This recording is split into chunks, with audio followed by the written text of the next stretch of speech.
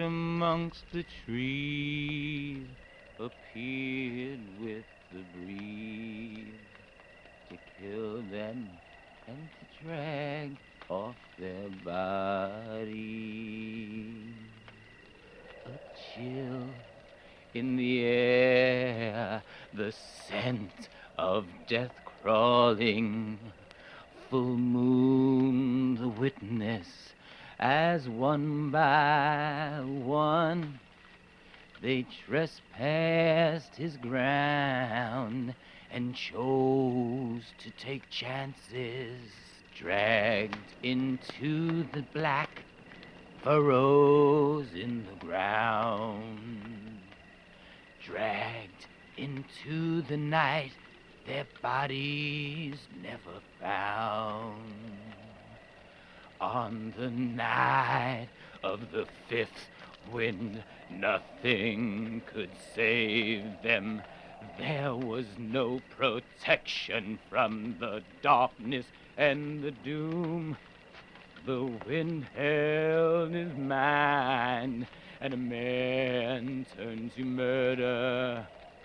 Black gusts in the night, damp with their blood, death's breath in the night, dripping their blood, dripping their blood, dripping their blood!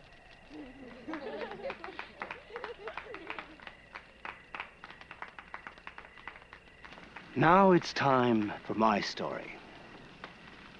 My story deals with the man who used to live in that old dilapidated house behind those trees.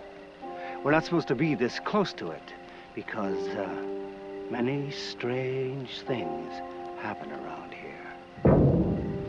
He was a farmer with his family, wife and 2 children. He was an evil man. Ugly and mean.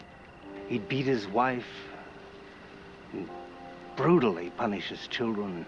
He'd drink at the tavern and fight all the time. He once had a piece of his nose bitten off in a brawl and didn't feel a thing.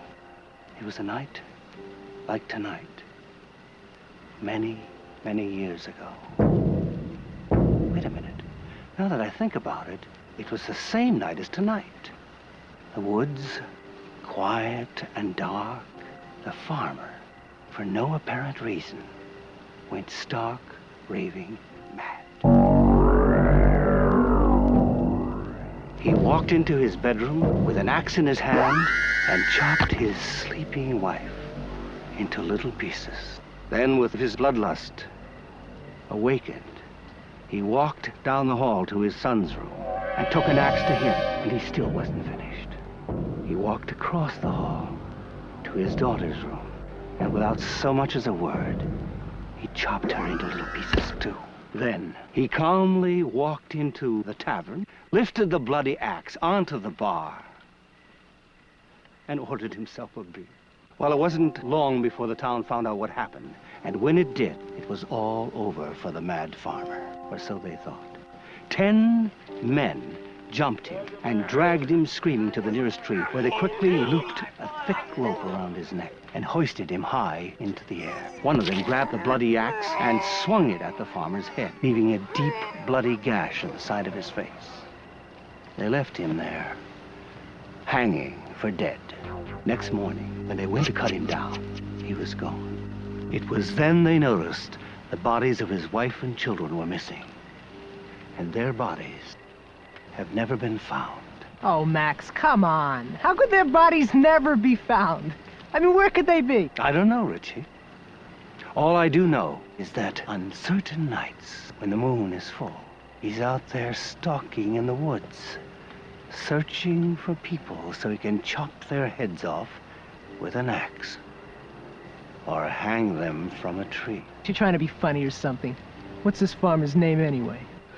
Richie, I have a good reason I haven't told you his name. A very... What do you say? I couldn't hear him. His name is Mars. Madman Mars.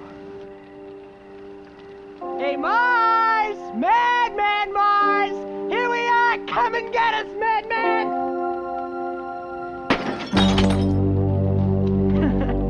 The Madman Mars! Oh, Richie, now you've done it.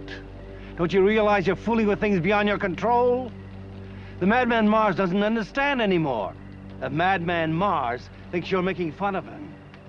He didn't mean it, Mars! He's young and foolish and doesn't know what he's doing. Stay where you are. We mean you no harm. Let's hope that stopped him in time. If not, no one is safe in the woods tonight. Anyone alone in the woods, you can't hear him. You can't see him. You smell this odor of death. And you turn around, and suddenly, this horribly mutilated face stares down at you. It's the last thing you see before zap! Off goes your head. I hope you enjoyed my little story. It's my way of saying goodbye and good luck to your children. Tomorrow, your parents will be up to spend the last weekend before Thanksgiving and my winter vacation down south. I enjoyed your company. Okay, when we break, TP and the boys will have the responsibility of killing the fire. Everybody else will get ready for the walk back.